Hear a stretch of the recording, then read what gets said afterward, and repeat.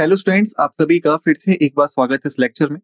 तो जैसा कि हम सभी जानते हैं कि हम लोग यहाँ पे कवर कर रहे हैं सामयिकी को, यानी कि करंट अफेयर्स को। ठीक है, और आज हम देखेंगे 31 दिसंबर 2024 में हुई कुछ महत्वपूर्ण चीजों के बारे में। ठीक है, तो सबसे पहले हम देखेंगे राष्ट्रीय समाचार,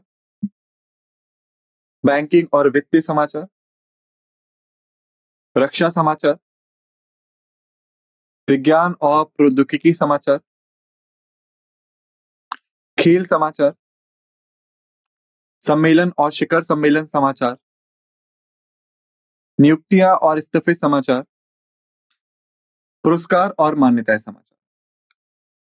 यानी कि राष्ट्रीय समाचार, बैंकिंग और वित्तीय समाचार, रक्षा समाचार, विज्ञान और प्रौद्योगिकी समाचार, खेल समाचार, सम्मेलन और शिखर सम्मेलन, नियुक्तियां और इस्तीफे, पुरस्कार और मान्यताएं। ठीक है, लेकिन शुरुआत करने से पहले हर बार की तरह इस बार भी हमारे पास एक छोटा सा असमीकरण है जो कि हमें यहाँ समझना बहुत जरूरी है इससे पहले कि हम आगे प्रस्थान करें। असमीकरण कुछ इस प्रकार है। हमारे स्लाइड डेक में उपयोग की गई छवियां केवल शैक्षिक उद्देश्यों के लिए है। हम इन छवियों के मूल रचनाकारों और मालिकों के बौद्धिक संपदा अधिकारों का सम्मान करते हैं। यदि आप इस डेक में उपयोग की गई किसी भी छवि के मालिक हैं और कोई चिंता या समस्या है तो कृपया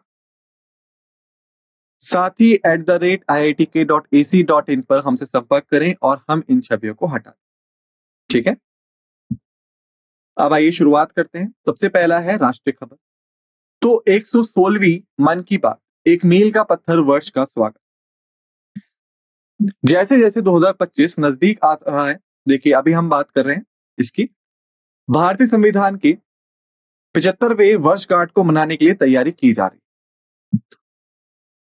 प्रधानमंत्री ने मन की बात के 116वें एपिसोड में देश की प्रगति और एकता के लिए विचार और आकांक्षाएं साझा की। पता विभिन्न विषयों को शामिल करता है जिसमें सांस्कृतिक विरासत, स्वास्थ्य और खेल शामिल है। प्रधानमंत्री ने राष्ट्र के संस्थापक पिताओं की दृष्टि और समर्पण पे जोर दिया। इसके पश्चात आगे बढ़ते हैं। देखिए, ESI यानी कि इलेक्शन कमीशन ऑफ इंडिया या निर्वाचन सदन ने लोकसभा और विधानसभा चुनाव 2024 के लिए विस्तृत डेटा प्रकाशित किया। भारत निर्वाचन आयोग यानी कि इलेक्शन कमीशन ऑफ इंडिया ने साल 2024 लोकसभा चुनावों के लिए व्यापक डेटा जारी किया है। मतदाता मतदान में वृद्धि हुई जिसमें 64.64 करोड़ वोट डाले गए। पंजीकृत मतदाताओं में 7.43% की वृद्धि हुई। महिलाओं और तीसरे लिंग के मतदाताओं की भागीदारी अधिक थी जिसमें महिला मतदाता अब कुल मतदाताओं का 48.62% है। राष्ट्रीय पार्टियों ने वैध मतों का 63.35% प्राप्त किया, जबकि स्वतंत्र उम्मीदवारों ने मामूली प्रदर्शन किया जिसमें 3,921 उम्मीदवारों में से 7 निर्वाचित। तो देखिए, अगर बात करें इस निर्वाचन सदन की तो देखिए जो भारतीय निर्वाचन सदन है या भारतीय निर्वाचन आयोग है, इसको हमारे संविधान द्वारा स्थापित किया गया था और इसका जो मुख्य उद्देश्य है वो ये सुनिश्चित करना है कि भारत में जो चुनाव है वो पारदर्शिता के साथ हो, स्वतंत्र हो और सही तरीके से। और किन चुनावों को ये लक्षित करता है? आपके विधानसभा के चुनावों को, लोकसभा के चुनावों को, राज्यसभा के चुनावों को और भारत के प्रधान राष्ट्रपति, उपराष्ट्रपति और प्रधानमंत्री के चुनावों। ठीक है, तो अभी 2024 के लोकसभा चुनावों में जो भी प्रदर्शन रहा चीजों का, उसको लेके इन्होंने एक व्यापक डेटा जारी किया है जिसके अनुसार इन्होंने बताया कि जितने भी मतदाता हैं उन लोगों ने जो मतदान दिया है, अगर उसको देखा जाए तो उसमें वृद्धि दर्ज हुई। करीबन 64.64 करोड़ वोट डाले गए जो कि पंजीकरण के अनुसार पंजीकृत मतदाताओं में 7.43% की वृद्धि दिखाते हैं। इस वृद्धि में सबसे ज्यादा जो भागीदारी देखी गई वो महिलाओं और तीसरे लिंग के मतदाताओं की देखी गई है, जो कि अगर हम महिलाओं की बात करें तो कुल मतदाताओं का 48.62% वही थी। ठीक है, वहीं पे अब बात करें राष्ट्रीय पार्टियों की, तो राष्ट्रीय पार्टियों ने वैध मतों उनमें से 63.35% प्राप्त किए। जो स्वतंत्र उम्मीदवार थे यानी किसी पार्टी की तरफ से नहीं लड़ रहे थे, स्वतंत्रता से लड़ रहे थे, उन्होंने एक मामूली प्रदर्शन किया। कुल मिला के 3,921 उम्मीदवार खड़े हुए थे, जिनमें से 7 निर्वाचित हुए। आगे बढ़ते हैं।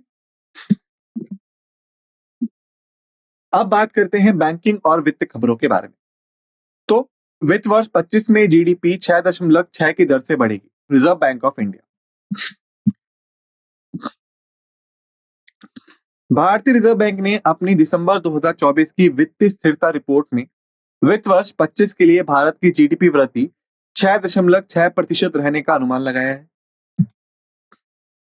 ग्रामीण उपभोग में पुनरुत्थान, सरकारी खर्च में वृद्धि और मजबूत सेवाओं के निर्यात द्वारा वृद्धि संचालित है। वित्त वर्ष 25 की पहली छमाही में जीडीपी वृद्धि 8.2% से घटकर 6% होने के बावजूद आरबीआई ने भारत की आर्थिक मजबूती को उजागर किया। शहरी मांग में कमी, वैश्विक अनिश्चितताएं और सुरक्षात्मक व्यापार नीतियों जैसे जोखिमों को भी नोट किया गया। तो बात करें यदि इस खबर के बारे में, तो देखिए, भारतीय रिजर्व बैंक जो कि भारत का केंद्रीय बैंक है, इन्होंने भारत की जीडीपी को लेके यानी कि ग्रॉस डोमेस्टिक प्रोडक्ट को लेके जो अपनी रिपोर्ट दी है, उसमें इन्होंने बताया है कि भारत में वित्त वर्ष 25 में जो वृद्धि है वो 6.6% रहने का अनुमान है। इसमें हम लोग ग्रामीण क्षेत्रों में उपभोक्ता को फिर से पुनर्जीवित करेंगे या पुनरुत्थान करेंगे। सरकारी खर्च बढ़ाया जाएगा, क्योंकि जब सरकार खर्च करती है, अर्थव्यवस्था में पैसा आता है और लोगों की जेब में पैसा जाता है। तो जब लोगों की जेब में पैसा होता है, उनकी रहने की स्थिति सुधरती है और साथ ही साथ उनकी जो उपभोक्ता वाली आदत है वो भी बढ़ती है। इसी के साथ साथ जो भारत में सेवा क्षेत्र है उसके निर्यात को भी वृद्धि से संचालित किया जाएगा। हालांकि जो वित्त वर्ष की पहली छमाही थी यानी जो पहला क्वार्टर था, उसमें जीडीपी वृद्धि 8.2% का अनुमान था, जिसको बाद में घटकर 6% कर दिया गया। लेकिन आरबीआई ने इसके बावजूद, इस गिरावट के बावजूद भारत की आर्थिक स्थिति को मजबूत होने के आधार पर रखा है। शहरी मांग में आई कमी, विश्व में चल रही अनिश्चितताएं और सुरक्षात्मक व्यापार नीतियों जैसे जोखिमों को नोट किया गया, जिनकी वजह से कहीं ना कहीं हमारा प्रदर्शन वित्त वर्ष 24-25 में थोड़ा बहुत प्रभावित हुआ था, या कह सकते हैं कि कुछ ऐसे सेक्टर थे जो कि बहुत ही ज्यादा प्रभावित हुए। आगे चलते हैं। आरबीआई ने एनईएफटी और आरटीजीएस के लिए नए लाभ लुकअप पेश किया। भारतीय रिजर्व बैंक ने आरटीजीएस और एनईएफटी सिस्टम के लिए नाम खोज सुविधा की घोषणा की। यह सुविधा प्रेषकों को लेन देन शुरू करने से पहले लाभार्थी के नाम की पुष्टि करने की अनुमति देकर धोखाधड़ी और त्रुटियों को कम करने का लक्ष्य रखती है। भारतीय राष्ट्रीय भुगतान निगम इस प्रणाली को विकसित करेगा, जिसे 1 अप्रैल 2025 तक लागू किया जाएगा। उपभोक्ताकर्ताओं के लिए यह सुविधा निःशुल्क होगी और इसे इंटरनेट बैंकिंग, मोबाइल बैंकिंग और बैंक शाखाओं के माध्यम से एक्सेस किया जा सके। अब हम बात करें एनईएफटी या आरटीजीएस की, तो देखिए, एनईएफटी का मतलब होता है नेशनल इलेक्ट्रॉनिक फंड ट्रांसफर, वही आरटीजीएस का मतलब होता है real time gross service. Okay, ये दोनों चीजें जो हैं, इनका इस्तेमाल करा जाता है बैंकिंग में लेन देन के लिए, पैसे को एक जगह से दूसरी जगह भेजने के लिए, जमा स्वीकार करने के लिए और जमा प्रदान करने। तो आरबीआई ने आरटीजीएस और एनईएफटी जो कि भारत में व्यापक स्तर पर इस्तेमाल किए जाते हैं, इन सिस्टम को नए नाम खोज के सुविधा दी है। यह सुविधा प्रेषकों को लेन देन शुरू करने से पहले लाभार्थी के नाम की पुष्टि करेगी, ताकि जो धोखाधड़ी होती है लोगों के नाम पे, यानी मान लीजिए जो पैसा था वो किसी और को जाना था, लेकिन किसी व्यक्ति ने धोखाधड़ी के तौर पे उस व्यक्ति का इस्तेमाल करके जिसको पैसा जाना था वो पैसा अपने पास रख लिया। तो इन धोखाधड़ियों और त्रुटियों को कम करने का लक्ष्य आरबीआई ने रखा। ये 1 अप्रैल 2025 से लागू किया जाएगा, जो कि वित्त वर्ष 25-26 का पहला दिन। आगे बढ़ते हैं रक्षा समाचारों पे। तो भारत का रक्षा निर्यात 21,000 करोड़ रुपए के पार, राजनाथ सिंह। भारत का रक्षा निर्यात एक दशक पहले के 2000 करोड़ रुपए से बढ़कर रिकॉर्ड 21,000 करोड़ रुपए हो गया है। रक्षा मंत्री राजनाथ सिंह ने मऊ छावनी में आर्मी वॉर कॉलेज के दौरे के दौरान यह घोषणा की। सिंह ने 2029 तक रक्षा निर्यात में 50,000 करोड़ रुपए का महत्वाकांक्षी लक्ष्य निर्धारित किया। यह वृद्धि वैश्विक रक्षा बाजार में भारत की बढ़ती भूमिका को दर्शाती है। तो देखिए, अगर हम बात करें इसके बारे में, तो करीबन एक दशक पहले यानी कि 2014 के आसपास जो भारत का रक्षा निर्यात था, यानी जो भारत रक्षात्मक चीजें बाहर बेचता था, ये जो हमारी सुविधाएं थी, जो हम बाहर के देशों को अपने हथियार वगैरह बेचते थे, उसे बेच के जो हम पैसा कमाते थे, वो करीबन 2000 करोड़ रुपए था। अभी रक्षा मंत्री जी ने, जो कि राजनाथ सिंह है, जब मऊ छावनी में आर्मी वॉर कॉलेज के दौरे पे थे, तो उन्होंने एक घोषणा की कि हमने एक दशक के भीतर ही 2000 करोड़ से बढ़कर 21,000 करोड़ रुपए तक कमाई की है रक्षा व्यापार से, यानी रक्षा निर्यात से आप कह सकते हैं। वहीं पे इन्होंने ये भी कहा कि 2029 तक हम चाहते हैं कि ये जो कमाई है ये लगभग 50,000 करोड़ रुपए के आसपास आ जाए। वैश्विक रक्षा बाजार में भारत की बढ़ती भूमिका को ये चीज दर्शाती है। अब बात करते हैं विज्ञान और प्रौद्योगिकी खबरों के बारे में। चीन ने दुनिया की सबसे तेज हाई स्पीड ट्रेन का प्रोटोटाइप पेश किया। चीन ने CR450, जो कि दुनिया की सबसे तेज हाई स्पीड ट्रेन प्रोटोटाइप है, वो पेश की है, जिसकी परीक्षण गति 450 किमी प्रति घंटा तक पहुंचती है। CR450 मौजूदा CR400 फुकीसंग ट्रेनों को पार कर जाता है, जिनकी गति 350 किलोमीटर प्रति घंटा के आसपास थी। यह नवाचार, ऊर्जा दक्षता, सुरक्षा और यात्री आराम में प्रगति के साथ गति को भी जोड़ता है।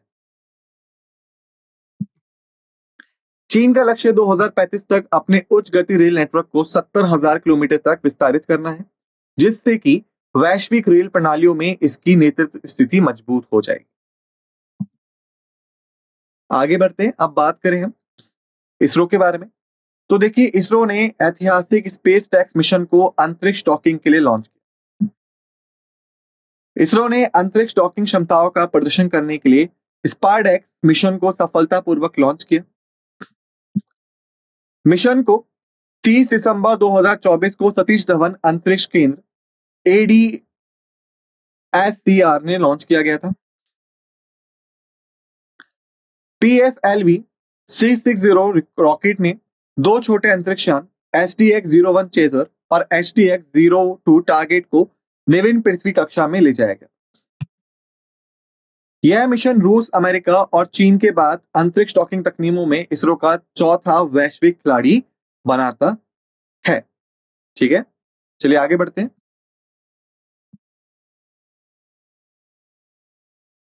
हेमंत मुदप्पा ने 3 राष्ट्रीय खिताब जीते, रिकॉर्ड को 15 तक बढ़ाया। हेमंत मुदप्पा ने MMAC और FMACIR में भारतीय राष्ट्रीय मोटरसाइकिल ड्रैग रेसिंग चैंपियनशिप के अंतिम दौर में ट्रिपल क्राउन जीता। इस जीत के साथ मुदप्पा ने अपने राष्ट्रीय खिताबों की कुल संख्या 15 कर ली है। भारत मोटरस्पोर्ट में ड्रैग किंग के नाम से जाने जाने वाले मुदप्पा ने हाल ही में कोई दुर्घटना में टूटी हुई अंगूठे के साथ रेस की। उनकी दृढ़ता और कौशल स्पष्ट थे, क्योंकि उन्हें कई श्रेणियों में खिताब जीते। आगे बढ़ते हैं। केरल ने सीनियर राष्ट्रीय पुरुष हैंडबॉल चैंपियनशिप जीती। केरल ने अपनी पहली सीनियर राष्ट्रीय पुरुष हैंडबॉल चैंपियनशिप का खिताब जीता। उन्होंने रोमांचक फाइनल में चंडीगढ़ को 34-31 से हराया। केरल ने पूरे मैच के दौरान शानदार प्रदर्शन किया, पहली बार फाइनल में पहुंचा। देवेंद्र को चैंपियनशिप का सर्वश्रेष्ठ खिलाड़ी नामित किया गया, जबकि राहुल को सर्वश्रेष्ठ गोलकीपर पुरस्कार मिला। अब बात करते हैं खेल समाचारों की। हरियाणा स्टीलर्स ने जीता पहला PKL खिताब। हरियाणा स्टीलर्स ने 29 दिसंबर 2024 को अपनी पहली प्रो कबड्डी लीग खिताब जीता है। उन्होंने पुणे के श्री शिव छत्रपति स्पोर्ट्स कॉम्प्लेक्स में रोमांचक फाइनल में पटना पायरेट्स को हराया। स्टीलर्स ने प्रमुख खिलाड़ियों के शानदार प्रदर्शन के साथ 32-23 की प्रभावशाली जीत हासिल की। फाइनल आक्रामक और रक्षात्मक रणनीति के दोनों की परीक्षा थी, जिसमें स्टीलर्स ने पूरे खेल के दौरान नियंत्रण बनाए रखा। अब बात करते हैं सम्मेलन और शिखर सम्मेलन की खबरों के बारे में। तो भारत फरवरी 2025 में पहला वेव शिखर सम्मेलन की मेजबानी करेगा। भारत 5 से लेकर 9 फरवरी 2024 से पहली बार विश्व ऑडियो विजुअल एंटरटेनमेंट समिट की मेजबानी करेगा। प्रधानमंत्री नरेंद्र मोदी ने अपने मन की बात रेडियो संबोधन के दौरान ये घोषणा की। वेव्स का उद्देश्य भारत को विश्व स्तरीय सामग्री निर्माण और रचनात्मक सहयोग के केंद्र के रूप में स्थापित करना है। यह कार्यक्रम मीडिया, मनोरंजन और रचनात्मक उद्योगों के नेताओं को नई दिल्ली लाने की उम्मीद है। कृपया एक बात का ध्यान रखिएगा, ये जो है ये 5 से 9 फरवरी 2025 की बात हो रही है, ये 2024 की बात नहीं हो रही। ठीक है, आप यहां भी इसे देख सकते हैं कि फरवरी 2025 में पहला वेव शिखर सम्मेलन की मेजबानी की जाएगी। आगे बढ़ते हैं, नियुक्तियां और इस्तीफे की खबरें। वितुल कुमार सीआरपीएफ के कार्यवाहक महानिदेशक नियुक्त। वितुल कुमार उत्तर प्रदेश कैडर के 1993 बैच के आईपीएस अधिकारी को सीआरपीएफ के कार्यवाहक महानिदेशक डीजी के रूप में नियुक्त किया गया है। यह 31 दिसंबर 2024 को अनीश दयाल सिंह की सेवानिवृत्ति के बाद पदभार ग्रहण करेंगे। कुमार वर्तमान में सीआरपीएफ के विशेष महानिदेशक के रूप में सेवाएं दे रहे हैं। उनकी नियुक्ति एक महत्वपूर्ण अवधि के दौरान विशेष रूप से छत्तीसगढ़ और मणिपुर जैसे क्षेत्रों में नेतृत्व में निरंतरता सुनिश्चित करती है। रजत वर्मा डीबीएस बैंक इंडिया की सीईओ नियुक्त। रजत वर्मा जो वर्तमान में डीबीएस बैंक इंडिया के इंस्टीट्यूशनल बैंकिंग ग्रुप के प्रमुख हैं, इन्हें नई सीईओ के रूप में नियुक्त किया गया है। उनकी नियुक्ति 1 मार्च 2025 से प्रभावी होगी, सुरोजित सोम के सेवानिवृत्ति होने के बाद। वर्मा की नियुक्ति जो आरबीआई की मंजूरी के अधीन है, डीबीएस इंडिया के लिए एक नए चरण की शुरुआत करती है। 27 से अधिक वर्षों के बैंकिंग अनुभव के साथ वर्मा ने डीबीएस की भारत संचालन में महत्वपूर्ण योगदान भी दिया। न्यायमूर्ति वी रामा सुब्रमण्यम एनएचआरसी अध्यक्ष नियुक्त। न्यायमूर्ति वी रामा सुब्रमण्यम पूर्व सर्वोच्च न्यायालय के न्यायाधीश को राष्ट्रीय मानवाधिकार आयोग का नया अध्यक्ष नियुक्त किया गया। यह पद 1 जून 2024 को न्यायमूर्ति सेवानिवृत्त अरुण कुमार मिश्रा का कार्यकाल समाप्त होने के बाद से खाली था। अंतरिम नेतृत्व एनएचआरसी सदस्य विजय भारती सयानी द्वारा रामा सुब्रमण्यम की नियुक्ति तक प्रदान किया गया। न्यायमूर्ति मिश्रा 2019 में मानवाधिकार संरक्षण अधिनियम में संशोधन के बाद एनएचआरसी अध्यक्ष पद संभालने वाले पहले गैर मुख्य न्यायाधीश।